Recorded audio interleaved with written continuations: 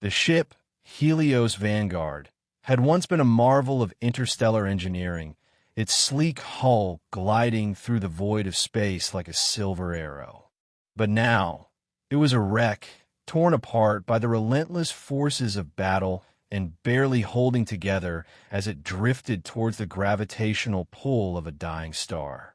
Among the wreckage, only two survivors remained: the Queen of the Star System, Tyra Valys, and the slave who had been bound to her service for years, Zian.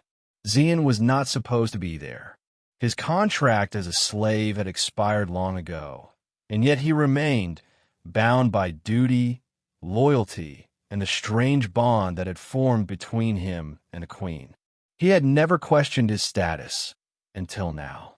With the wreckage of the ship surrounding them, he had realized the truth. The only way to survive was to escape. The Queen, however, was not so fortunate. A blast had severed her spine, leaving her paralyzed from the waist down. She could still speak, her voice weak but filled with an unyielding will. But her body, once as graceful as the star she ruled, was now a prison. Zian had known her for years, seen her once proud and regal, now reduced to a shell of her former self. He had witnessed the cruelty of her court, the oppression of her people, but also the moments of kindness that had lingered in her eyes. She was not like the others in her class. She had been born into a role she never chose, but she had never been content with the power it gave her. "I can't move, Zian," the Queen whispered as they lay amidst the twisted wreckage. "I can't feel my legs." Zian's heart ached as he looked at her. He had been her servant, her protector, and in this moment, he realized that she was more than just a queen. She was a person, a woman trapped in a nightmare that neither of them had chosen. "We need to leave," he said, his voice rough with urgency. "The ship is sinking. We can't stay here." Tyra's pale face turned towards him, her lips trembling as she nodded. You must go. You deserve freedom." "Find it, Zian." Zian shook his head. "I'm not leaving you, Your Majesty. Not like this." There was no time to argue. The star ahead of them was already beginning to consume the remnants of the Helios Vanguard. The heat from the dying sun would soon reach them, and there would be nothing but ash if they didn't act quickly. Zian surveyed the damage. The corridors were flooded with coolant and debris, and there was no safe path to any escape pods. The only option was to drag the Queen across the broken hull of the ship, through the jagged metal that once housed the heart of the vessel. The cold of space outside the broken hull was their only escape from the imminent inferno within. "Zian," Tyra said, her voice weak but insistent. "It's too dangerous. I'll slow you down. Go." "No," he replied firmly. "I'm not leaving you." The Queen was silent for a moment, gazing at him with a mixture of gratitude and sorrow. She understood the depth of his devotion, but she was also well aware of the futility of his selflessness. She could never be what he needed her to be, could never return his loyalty with anything more than her empty promises. But Zian was not thinking of what he would gain. He only thought of saving her. With a grunt, he hoisted the Queen's limp body into his arms. He could feel the heat of the star creeping ever closer, the hull of the ship groaning under the stress of its slow, inevitable destruction.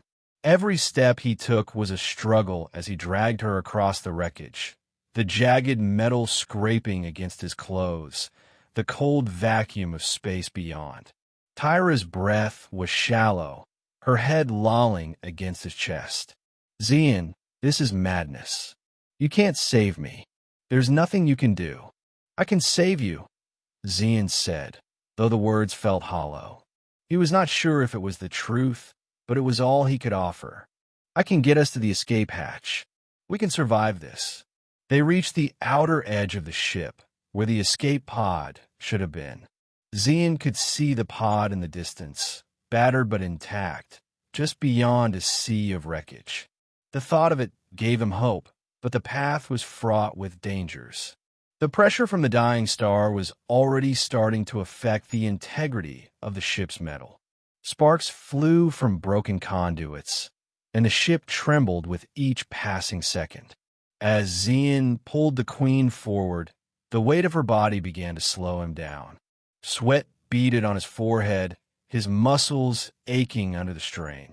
His hands were slick with blood from the sharp metal fragments cutting into him. He was exhausted, and the ship was falling apart around them. "Zian, you can't," Tyra gasped, but he cut her off. "We're almost there," he said through gritted teeth. "We just need a little more time." But time was not on their side. A sudden explosion rocked the ship, throwing Zian off balance. He fell to the ground, the Queen's body slipping from his arms. He quickly scrambled to her, his heart pounding in his chest.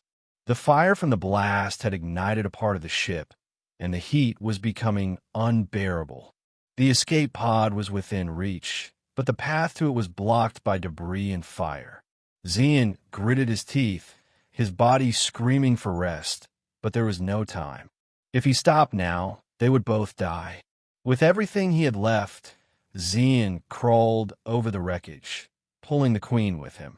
Her body was a dead weight, her once beautiful face now streaked with dirt and blood. Her breath was shallow, and Zian could feel her pulse faltering in his hands.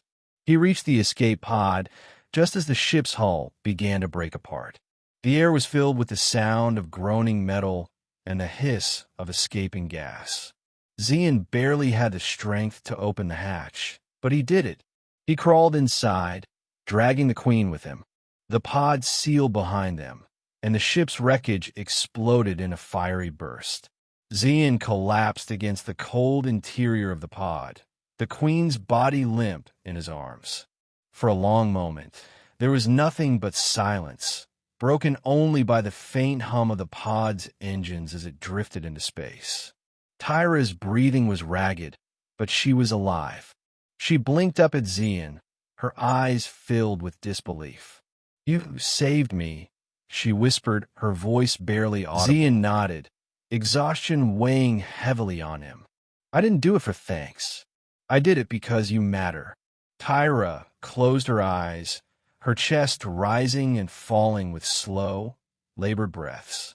For a long moment, she was silent, as if lost in thought. When she finally spoke, her voice was steadier. "You didn't have to save me," she said softly. "I never deserved it." Zian shook his head. "You deserve to live." She gazed at him, her expression softening. She had always seen him as a servant, someone beneath her station. But in that moment, she saw him for what he truly was, a man who had given everything for her, without expecting anything in return. And then, in a gesture that surprised even herself, she reached out and touched his arm. "Zian," she said, her voice stronger now, "you've saved me. I owe you more than my life. You have your freedom. Take it. I set you free."